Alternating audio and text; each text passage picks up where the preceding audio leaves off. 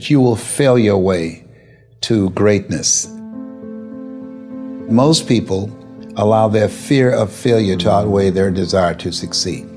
When you're willing to fail again and again and again, when you make up your mind to become unstoppable, when you make up your mind to become a no matter what person, then that will then give birth to a part of yourself that you don't know right now. Imagine, if you will, being on your deathbed and standing around your bed, the ghost of the dreams, the ideas, the abilities, the talents given to you by life, and that you, for whatever reason, you never went after that dream. You never acted on those ideas. You never used those talents. You never used those gifts. And there they are standing around your bed, looking at you with large, angry eyes, saying, "We came to you, and only you could have given us life. And now we must die with you forever." See, most people stop short of their dreams and park and get off the highway of life because of the rejections of life. You will always be rejected. It's no big deal. Jack Canfield said rejection is a myth. It's not like when somebody says no and then they slap you. No, it's just, to me, make no your vitamin. Get excited about the no. Why? Because every time someone says no, that brings you another step to a yes. You're getting closer. Trust me, you will win if you don't quit. You will win if you don't quit. Even a broke clock is right twice a day. As you go through the challenges of life and you look at it and embrace whatever comes to you, don't run from it. Step toward it. Don't try and duck it like most people do. See, most people want it easy. See, if you easy come, easy what? Easy go. See, but when you go at what you're going to deal with and you deal with the difficulties of it, when you handle those hard things close at hand, making those hard decisions right now that you don't want to make, learning those things that you don't like to do, but you know that in order for you to get where you want to go, this is one of the hoops that you have to flip through. And I'm saying to you, whatever you got to do it, because if you don't, life is going to whoop you until you surrender.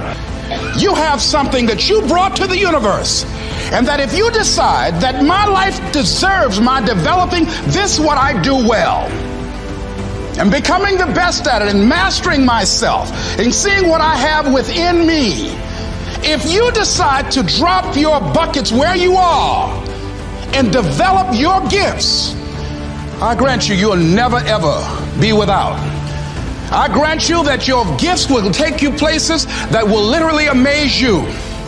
I grant you that if you begin to work to develop your gifts, you'll develop a strong sense of happiness. You'll get a larger vision of yourself, because part of beginning to get a larger vision of yourself, all of us need some area of our lives where we can have a feeling of competence. That people know when they think about this area, that's something you do. That you eat and sleep that. And that you do that. You do that. Changing is not easy. That changing your life, changing habits, reinventing yourself, picking yourself up after life has knocked you flat on your back. I've got to say, when life knocked you down, try and land on your back, because if you could look up, you could get up. Well, that sounds cute, but that's not easy. When I was diagnosed with prostate cancer 17 years ago, that first time that happened, I said, hey, I can handle this. Then when it came back a year later, last year, 17 years later, and this time it metastasized to 7 areas of my body and ate 40% of my T1 vertebrae. Now the stakes are higher. It's this life saying, okay, Mr. Motivator, you beat cancer the first time. What you gonna do now? I started laughing. When the doctor told me, he said, why are you laughing? Are you in denial? I said, no. I said, I feel like Mother Teresa. He said, what do you mean? She said, Lord, I know you know how much I can bear. I just wish you to have so much confidence in me. I said, the stakes are higher. So I've got to dig in and got to fight more, because at the end of the day, life is a fight for territory. And once you stop fighting for what you want, what you don't want will automatically take over. And so it's a fight, it's a challenge in life every day. And what we have to do is embrace it. What we have to do is see it as a project to be worked on.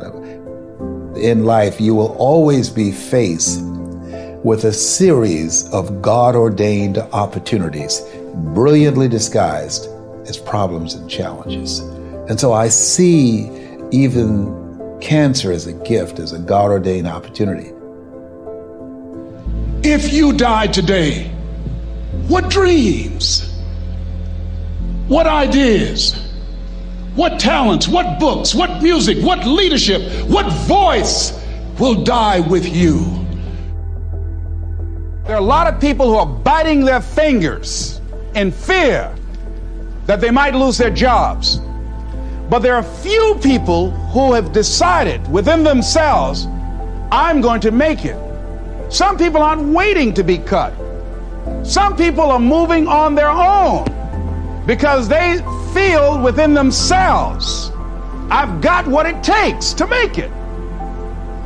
They're not afraid about tomorrow because of how they see themselves, because of what they feel that they deserve, because of what they feel that they can create for themselves.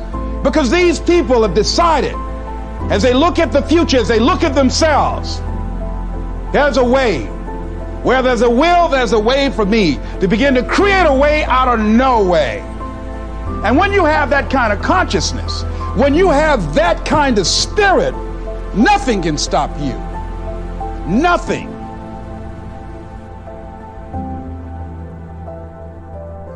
There's no secret to success. There's a system to success. And no matter what organization you become a part of, the system works if you work it. If you don't work it, it won't work. But it works if you work it. And that's one 4-letter word that most people don't like. They're not willing to work. There are winners, and there are losers, and there are people who have not discovered how to win. And all they need is some coaching. All they need is some help and assistance, just a little support.